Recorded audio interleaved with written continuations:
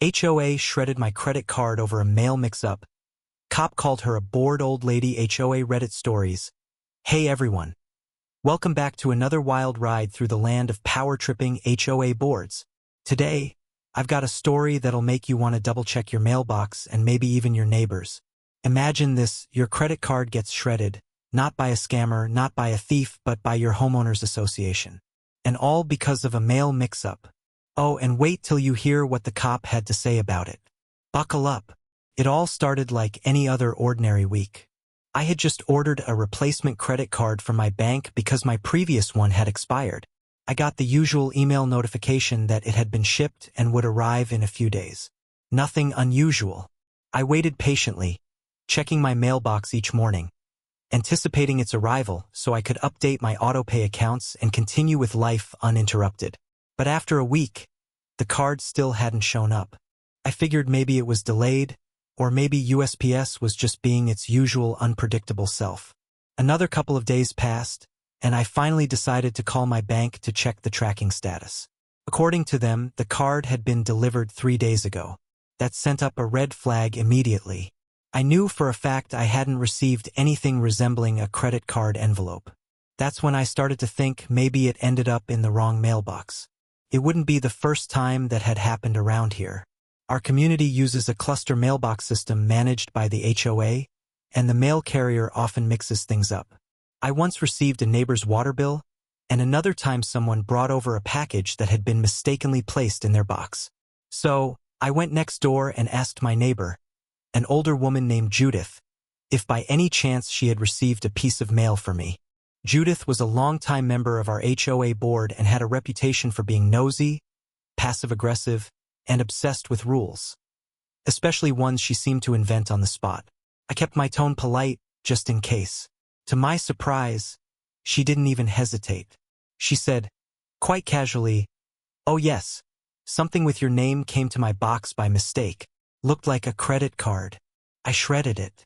First, I thought she was joking. Who says that with a straight face? I blinked at her, trying to process what I just heard. I asked, "You what?"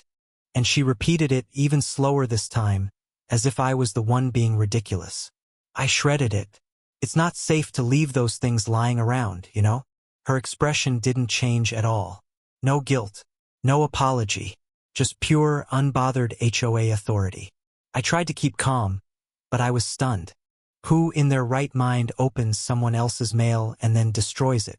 I told her that it was a federal offense to tamper with mail that doesn't belong to you, let alone open and shred it. She just waved me off, saying that it was clearly a mistake and that she was protecting the community from potential fraud. According to her logic, my misdelivered credit card was a ticking time bomb and shredding it was a public service. The worst part? She didn't even inform me. If she had just brought it over or even left a note saying she received it by mistake, this would have been an entirely different conversation. But no, she took it upon herself to act like the self-appointed guardian of the neighborhood mail system. And this wasn't even her job. It was the Postal Service's job to sort the mail, not hers. But Judith had always acted like the HOA gave her more power than it really did. I left her porch angry and in disbelief.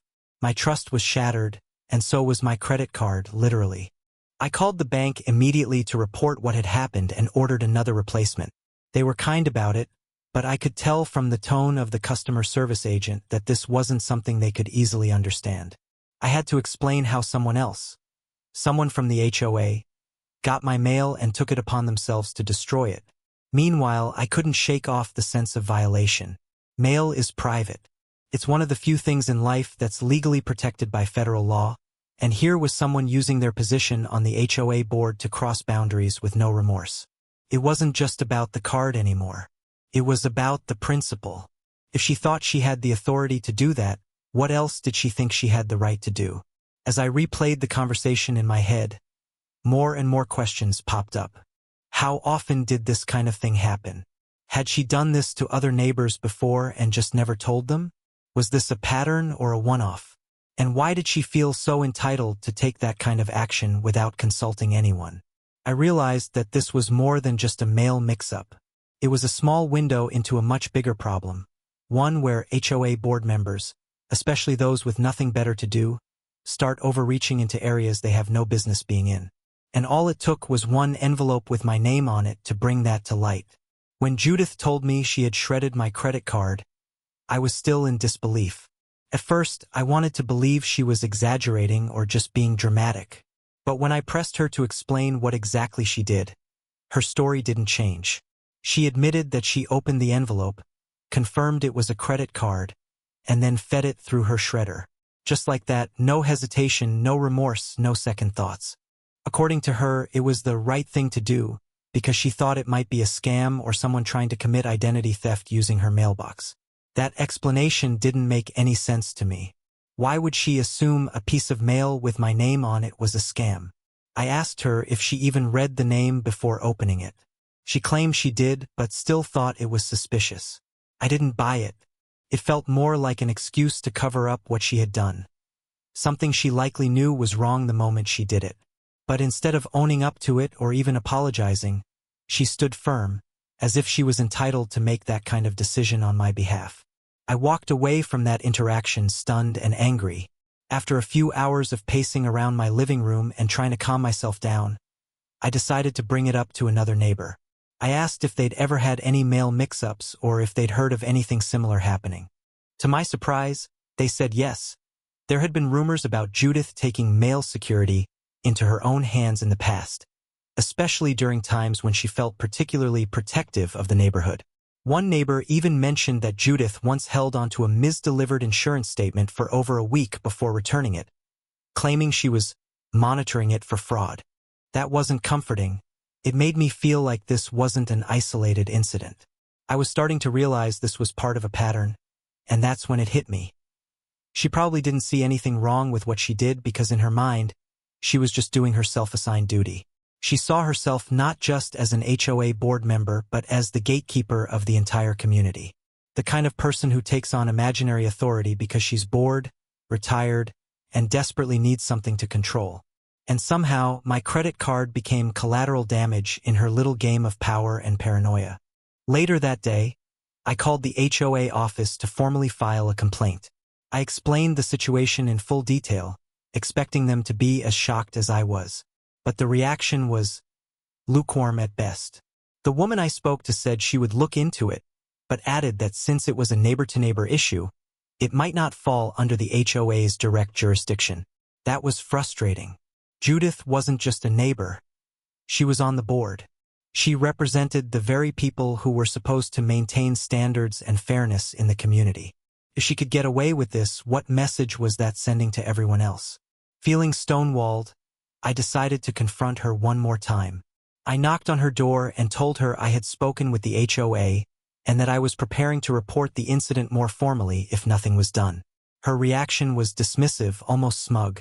She told me I was overreacting and that I should be thanking her for preventing potential fraud. She even went as far as to say, "You're welcome," as if what she did was some kind of favor. That was the moment I realized she wasn't going to take any accountability. In her mind, she had done nothing wrong. In fact, she thought she had done something right. And worse, she probably believed she'd do it again in a similar situation. She had opened someone else's mail, shredded a financial instrument that wasn't hers, and still felt morally justified. To make matters even more surreal, she claimed that being on the HOA board gave her certain responsibilities. And this, opening and destroying other people's mail, was just one of them. I couldn't believe what I was hearing. She had twisted her volunteer position on the HOA into a badge of authority, using it to justify behavior that was both unethical and potentially criminal. After that second confrontation with Judith, I knew I had to do something more than just stew in my frustration. I wasn't going to let her get away with shredding my mail and brushing it off like it was her God-given right as an HOA board member. I needed to confront the situation head-on, and that meant more than just talking to the HOA office. I decided to speak with someone in a position of actual legal authority, someone who could hopefully give me some clarity and maybe help push this issue in the right direction. But before going that route, I figured I'd try to reason with Judith one final time. Not because I thought it would change her mind, but because I wanted to give her the benefit of the doubt, a chance to admit she'd gone too far, maybe even offer an apology. I approached her calmly and explained that opening mail addressed to someone else and destroying its contents wasn't just bad judgment. It could be considered a crime. She cut me off immediately and snapped, "I didn't open it.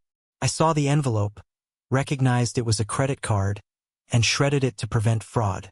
You should be thanking me." That was the moment I realized I couldn't reason with her. Her narrative had changed again. First, she said she opened it. Now she claimed she didn't. Either way, she shredded it, which meant she at least handled something that clearly wasn't hers. I asked her why she didn't just walk it over or return it to the mailbox for redelivery, but she just rolled her eyes and muttered something about irresponsibility and how people these days don't know how to protect themselves. It was like talking to a wall, one with a superiority complex. So I took the next logical step. I called the non-emergency police line and asked if I could file a report for mail tampering. The officer on the line asked me some standard questions: who the person was, whether I had any proof, and what exactly had been done. I explained everything as clearly as I could, including the fact that Judith openly admitted to shredding the credit card. The officer told me that opening or destroying someone else's mail, even if delivered by mistake, is indeed a federal offense under mail tampering laws, and while local police couldn't enforce federal statutes, they could still make a record of the incident and advise the parties involved. About an hour later, an officer came to the house. He was professional but casual, and I appreciated that he didn't brush me off. I walked him through the whole story: the misdelivered card, Judith's admission, her refusal to apologize, and the HOA's lack of response. Then I told him that she was a member of the HOA board, which seemed to catch his attention. He nodded slowly, clearly used to hearing stories about HOA drama spiraling into legal gray zones. We walked over to Judith's house together, and she answered the door with her usual passive-aggressive smile. The officer introduced himself and calmly asked her about the incident. Her tone shifted instantly. Gone was the smug confidence. Now she was suddenly defensive and trying to justify everything again. It came to my box. I thought it was a scam. I just did what anyone would do in my position. She didn't deny shredding it, but she framed it like she was performing a public service.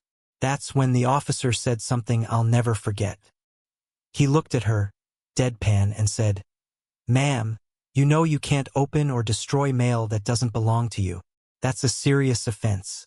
And frankly, it sounds like you're just a bored old lady looking for something to control." Her face turned red instantly, and for the first time, she was speechless. She muttered something about trying to help, but the officer wasn't having it. He didn't arrest her. Again, it wasn't a local crime per se, but he did give her a stern verbal warning and let her know that if something like this happened again, she could face real consequences. Watching her get called out like that was oddly satisfying.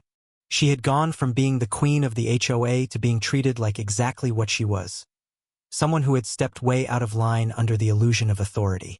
The officer took my statement, advised me to report the incident to the Postal Inspection Service, and recommended I keep an eye on any future mail issues. He also suggested documenting everything going forward in case this turned into a larger pattern of behavior. After the officer left, I stood outside for a moment just to take a breath. The air felt lighter, as if someone had finally punctured the bubble of absurdity that had been growing around this situation. For the first time since this whole ordeal started, I felt like I wasn't the crazy one. That single sentence from the officer, calling Judith a bored old lady looking for something to control, stuck in my head like a song lyric. It was both hilarious and brutally accurate, and it gave me some sort of emotional validation that, up to that point, I hadn't gotten from anyone else. Word travels fast in a neighborhood like ours. Before the sun had even set, a few neighbors had already heard what happened. One of them, someone who rarely even spoke to me before, came over just to say, "I heard about what Judith did. Honestly, I'm not surprised." Apparently, I wasn't the only one who had dealt with her overbearing tendencies. Another neighbor chimed in and said Judith once threatened to report them for painting their mailbox a non-compliant shade of beige. Beige. She literally had called it out as too warm-toned, like she was some HOA color authority. That moment confirmed everything.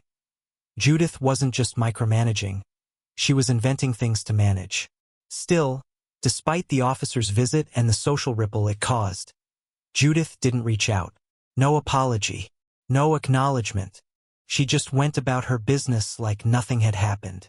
I'd see her doing her usual HOA routine, walking around the block with a notepad, peering into people's yards, taking pictures of fences that were an inch too tall or garbage bins that hadn't been pulled in by 10:01 a.m.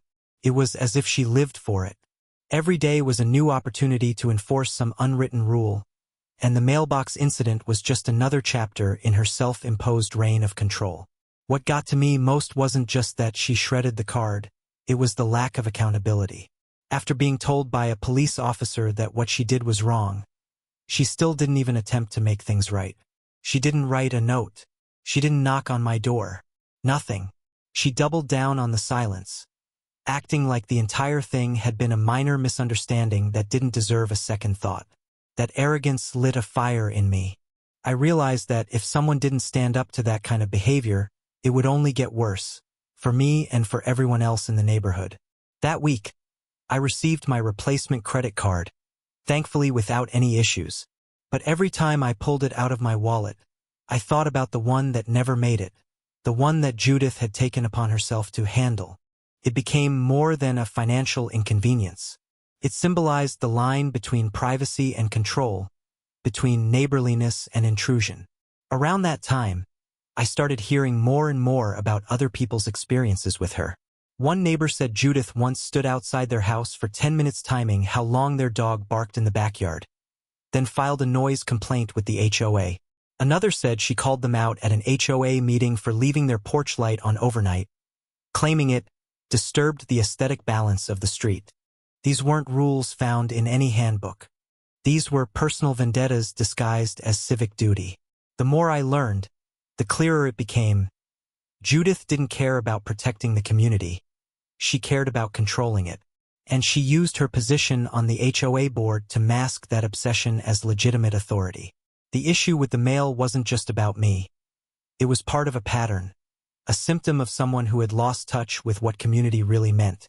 When the officer labeled her as a bored old lady, it wasn't just a clever insult. It was a diagnosis. Ironically, some neighbors started jokingly referring to her as the mail shredder general. And while it brought some much-needed humor to the situation, it also reflected a real shift. People weren't just annoyed anymore. They were aware.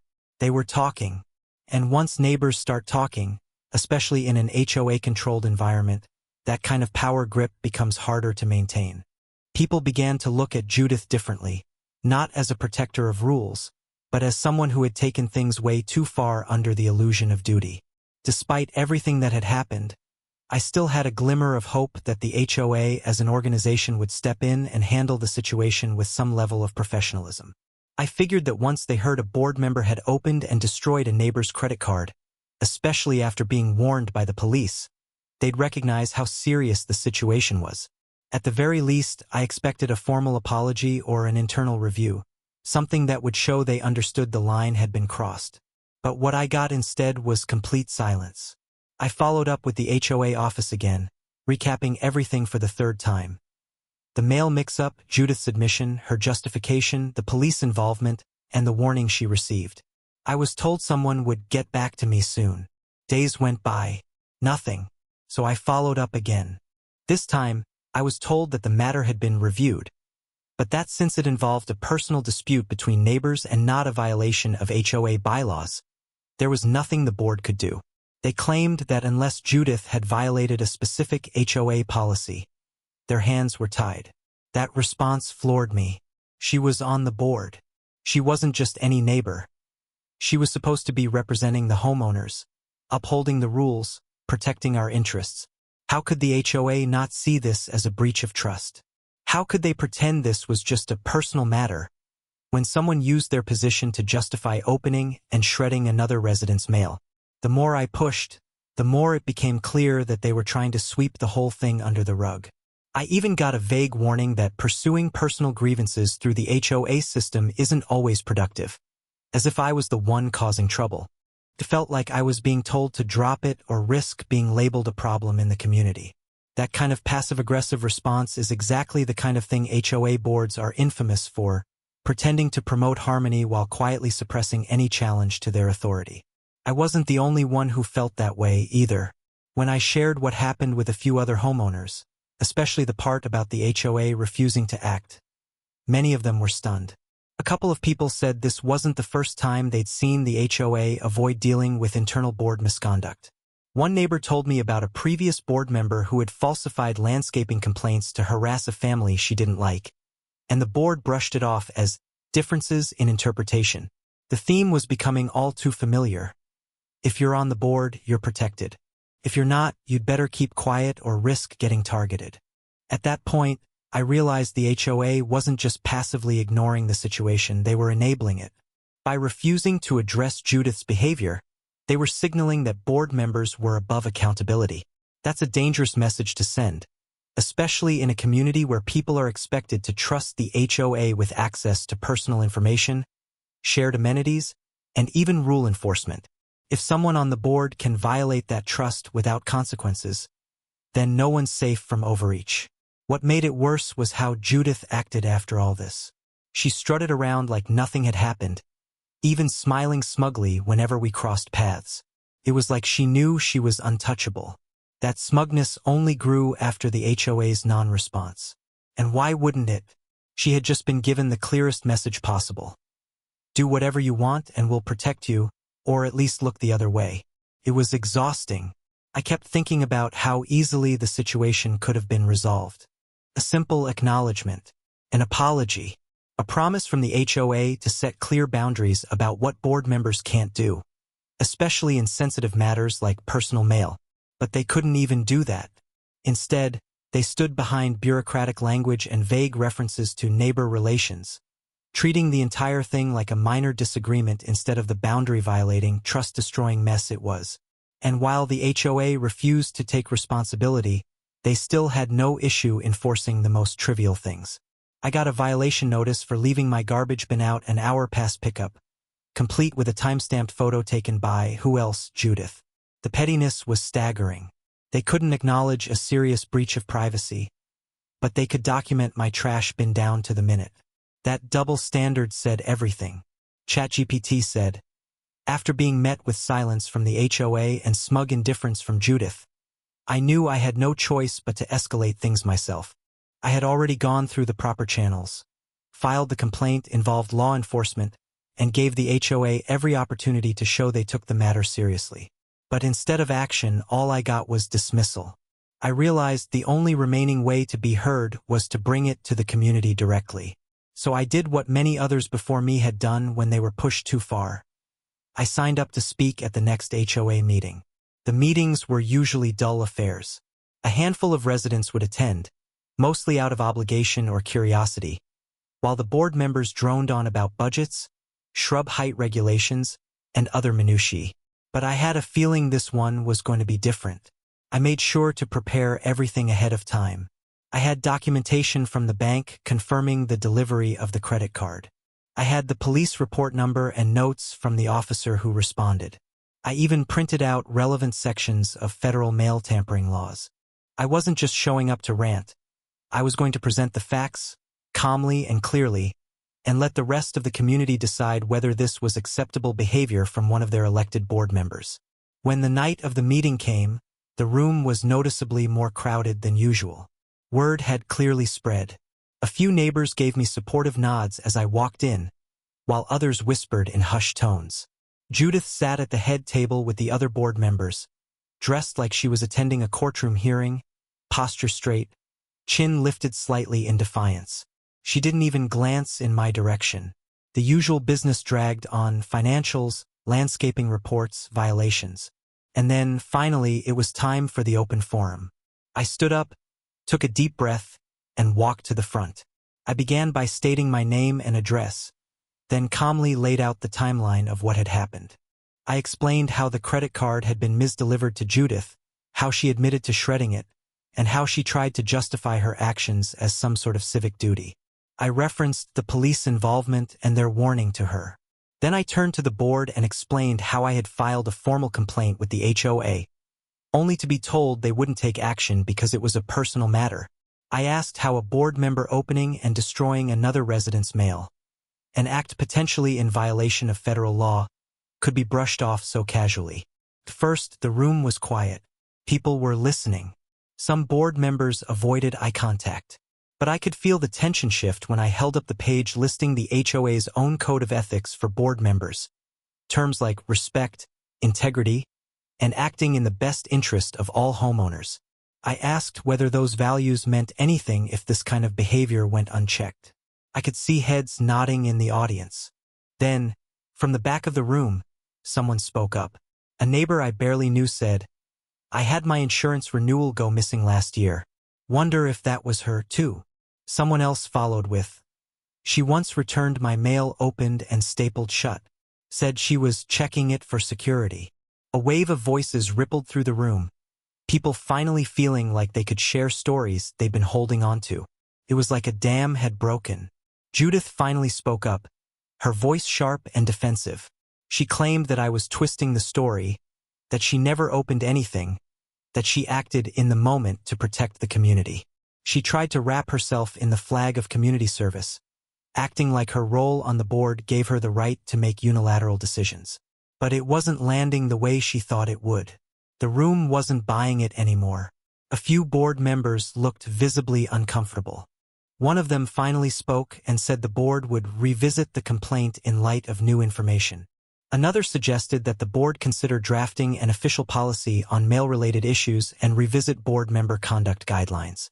It wasn't the sweeping justice I'd hoped for, but it was something. A sign that maybe, just maybe, the issue couldn't be ignored anymore now that it was out in the open. The meeting ran longer than usual. People stayed to talk afterward, some thanking me, others sharing their own quiet frustrations with the board. It was clear the story had struck a nerve. What started with one shredded credit card had become a moment of reckoning for an entire community fed up with unchecked power and selective enforcement. HOA 5.